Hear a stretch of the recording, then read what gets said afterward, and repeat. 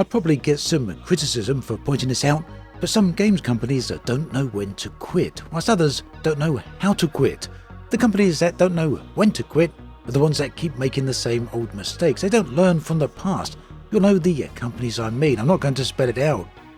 CCP, on the other hand, are one of those companies that don't know how to quit, and by that I mean they always have their eye on the horizon. They always want to improve things and make them better, and if something doesn't work out, well, often they simply try again, and by that I'm talking about the larger updates rather than the day-to-day mechanics. There seems to be a divide amongst the community here as well as the game itself. But Eve Vanguard is one such example where CCP are trying to do something big, very much following in the mould of the long abandoned and shuttered PlayStation 3 FPS game Dust 514. Eve Vanguard is aiming to link an FPS game and EVE Online together into a single shared universe. Are they going to get it right this time? Well, who knows? Maybe they don't know themselves yet, but that certainly isn't going to stop them from trying. Let's take a look then at where things are and what lofty goals they have for this ambitious project. Now, Vanguard has been playable a few times this year. CCP are calling it a gated pre-alpha. What they mean by that is Vanguard is only accessible to players who have a certain level of subscription to EVE Online. But that kind of is beside the point at the moment. The point is that Vanguard has been playable and accessible for a number of separate occasions this year. I missed playing at the recent event called Solstice, which actually took place during, yes, you guessed it, the solstice. I did play it earlier in the year, however, and my feeling back then was that CCP have got the general FPS mechanics finally honed. That's the most important part, if you ask me, at least in the initial stages. After all, imagine releasing an FPS component to your space game that has crappy FPS mechanics. Nah, no one would do that, would they? So, Vanguard appears to have the FPS nailed down. The gameplay though felt a little empty during the early parts of the year. For me, there were a number of problems here and I'll touch on them very briefly individually. Firstly, the overall lack of guidance for the player on what the objectives actually are. Now, whilst Vanguard obviously does have some objectives, it generally felt that most of the time is spent running from A to B. There's not even a whole lot of players available at the time, so it meant that combat didn't happen a whole lot either.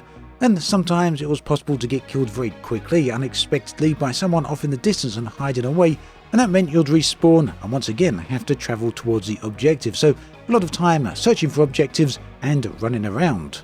The other general problem I had was a lack of overall combat. This, I think, was due to the lack of players and also the size of the maps. The maps are very big for the small number of players that were around at the time. Again, this was just an alpha test, so maybe not many people were playing anyway. But the gun handling felt very good, and when the combat did happen, that also was something I did enjoy. Also, the overall crafting system was pretty neat. Going out there and having to craft ammo and other resources on the fly with the resources that were available inside the game map was a nice touch. Now, I'd like to be able to tell you that I tried out the Solstice update and things had improved then. Unfortunately, like I said, I didn't get the chance to try that particular update out. The last week of June was very busy for me and I was caught up with a lot of other things.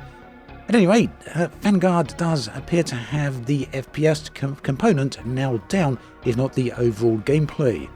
So, what is the general goal and objective for Vanguard anyway? Why are CCP even making this? What purpose does it solve?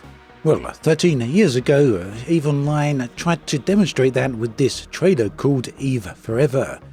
This trailer really connected together the two games that were available at the time. Dust 514, that was available on the PlayStation 3, and EVE Online, which of course has been available on the PC for a very long time now. So what we see here is two independent games, two completely separate games, completely and utterly linked together. The idea was that players within EVE Online would be able to issue missions and contracts to players within Dust 514. Players of EVE Online, of course, are up in space. Players of Dust 514 are down on the surface of planets. These, again, are two separate games on two completely distinct platforms. The point was, however, that events in one game would affect the events inside the other. So there was a few ways this could actually play out inside both games. One of those was orbital bombardments, and we can see that on the screen right here from some very old footage taken 11 years ago and uploaded to YouTube by YouTuber Horrigun. And you can see EVE Online here in the top left hand corner and Dust 514 in the bottom right hand corner. Two completely separate games, but one affecting the other in real time. Factional warfare and territorial control was another thing, and this basically allowed Dust 514 players to participate in battles that influenced the control of planetary districts, and this in turn could affect the larger territorial control for players in EVE Online. The other big part was meant to be the shared market universe and shared corporations, and while this was partially implemented, it never was fully realised, and ultimately there was some limited economic integration between the two games. The concept was there though. CCP did try. Ultimately, a lot of the problems came from Dust 514 being a PlayStation exclusive. That limited the player numbers, had a big impact on the overall player base. The graphics and game engine also had some limitations, again largely connected to the fact it was on a PlayStation 3 as well as a somewhat outdated game engine. Ultimately, for a variety of different reasons, Dust 514 just didn't take off, at least not to the extent that it really needed to and really should have done. But that said, there was a whole number of players, quite a lot of players in fact, that really did enjoy Dust 514 and were very sad to see it go, and equally some of those are very excited to see what happens with Vanguard and to see if CCP can actually achieve what they originally aimed to achieve. So that brings us right up to today with EVE Vanguard. CCP are trying to achieve the same goals here, but there is a few differences, a few which should overcome the initial problems. One of those, of course, is avoiding a platform with limitations. They're sticking this on PC, which means it won't have the problems of being stuck on PlayStation, which largely and severely hamstrung at Dust 514. Secondly, a lot of this is community-driven. CCP class it as community-driven development, and that means that every time they have one of their gated pre-alpha access phases, they listen to the feedback, take that together, and improve it for the next round. They've had a few sessions like this already now throughout the year, and it looks like they've got another big one coming in November. Now, there's also going to be some economic links here between the two games, and that is obviously vital if they want to connect the two games together.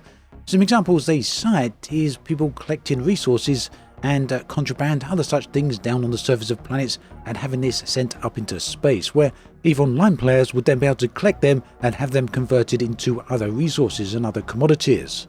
Now, the reason to go out there and gather some of these resources isn't just random. Players within EVE Online can issue contracts, in other words, missions, for players in Vanguard to go and gather these resources. And for Vanguard players, gathering those resources might not necessarily be immediately straightforward. Players are going to need specialized equipment such as mining lasers. There's also AI-controlled NPCs down on the planets that will try and attack players, as well as a variety of hazardous environments. And let's not forget, of course, which may all be one of the main attractions, the PvP combat. Now, at the end of one of the latest videos from CCP on Vanguard, released just last week I think, one of the developers did say that when Vanguard finally releases, it will be available as a single purchase, which will get you permanent access without an ongoing subscription, unlike EVE Online, which does require a subscription if you want the bulk of the content. Ultimately then, CCP with EVE Online are trying the unprecedented, and they're trying it again for the second time. That is, to link two completely separately independent games into one single universe, where one game affects the other and vice versa. There's no other examples out there of where this has been successfully achieved. It's a lofty goal, and CCP have nothing if not high ambitions, and they have tried other things before, such as walking around inside stations, and that's something we're going to look at very soon in another video. Do keep an eye out for that one. So there we have it. EVE Vanguard represents CCP's second attempt to merge two separate games into one. Hopefully they've learnt from the past, and it does seem as though they may have done, at least based on what little bit we've seen. Of course, not everything is perfect right now. Community sentiment does seem to be somewhat mixed. A lot of players very impressed with the overall idea of linking the two games together. A lot of people, like myself as well, are quite happy with the overall gunplay and the general combat. But the sentiment remains a little bit mixed over the graphics, not quite as good as they perhaps could be, although personally I quite like them. And finally, whilst certainly still very early days yet, it does feel as though quite a lot of extra content still needs to be added into Vanguard. Let's see how it goes over the coming months, and well, I guess if this is going to be a long-term project like EVE Online, it could be over the coming decades as well. Let's see how all that goes. Thanks for watching this video all the way through. I'll catch you next time, and take care.